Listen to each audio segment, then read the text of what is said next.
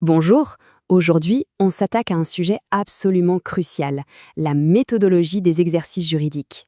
Pour réussir en droit, quel que soit son niveau, il faut bien comprendre que tout n'est pas qu'une question de mémoire, c'est avant tout une question de méthode. Avant de chercher à tout apprendre par cœur, la clé c'est de savoir raisonner en juriste. Au programme, on a donc 4 exercices fondamentaux. On peut vraiment les voir comme les outils essentiels du juriste.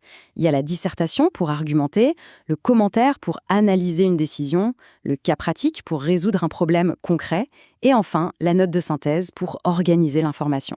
C'est parti, on les décortique un par un. On commence avec le premier exercice, et non des moindres, la dissertation juridique. C'est véritablement l'art de l'argumentation. Et voilà le point essentiel. L'objectif, ce n'est absolument pas de réciter son cours, non. C'est un exercice d'argumentation qui doit répondre à une problématique bien précise. Il s'agit de construire une véritable démonstration, pas juste de lister des connaissances. L'introduction, c'est vraiment la pierre angulaire du devoir. Elle structure tout. Elle comporte 5 étapes clés. D'abord, l'accroche, pour situer le sujet dans son contexte juridique. Ensuite, la présentation, où on définit les notions importantes et on délimite le champ de l'étude. Troisièmement, l'intérêt du sujet. On explique pourquoi la question mérite d'être posée. Vient ensuite la problématique, la fameuse question de droit, qui doit être ultra claire et précise. Et enfin, on termine avec l'annonce du plan, qui expose la démonstration à venir.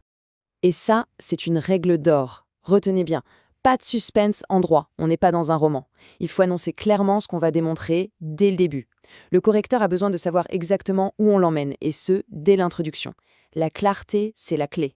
Pour le corps du devoir, la structure est immuable. Un plan en 2 parties et 2 sous-parties. Les titres sont très importants. Ils doivent exprimer une idée juridique, pas juste un intitulé de cours. Avant chaque grande partie, on rédige un petit chapeau qui annonce le raisonnement. Et dans chaque paragraphe, la règle est simple. On annonce ce qu'on va démontrer, on le démontre avec des arguments et des exemples, puis on résume l'idée avant de passer à la suite.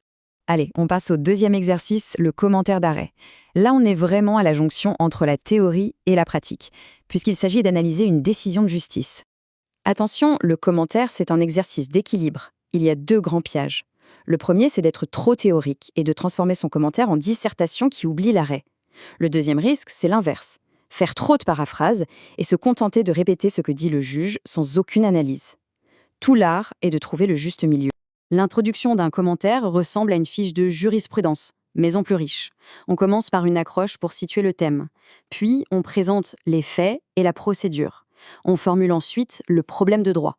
On expose la solution retenue par le juge et son raisonnement. Puis, étape clé, on explique la portée de l'arrêt. Et bien sûr, on termine en annonçant le plan. Pour le développement, chaque sous-partie suit 3 étapes. D'abord, on annonce l'argument qu'on va analyser. Ensuite, on analyse le raisonnement du juge en définissant les notions juridiques. Et enfin, on apprécie, on critique, on met en perspective. Et on doit toujours se référer à l'arrêt sans jamais le paraphraser. Troisième outil de notre boîte, le cas pratique. Là, on se plonge au cœur du métier de juriste. Il s'agit de résoudre un problème juridique bien concret. Et pour ça, il y a un outil roi, le syllogisme juridique.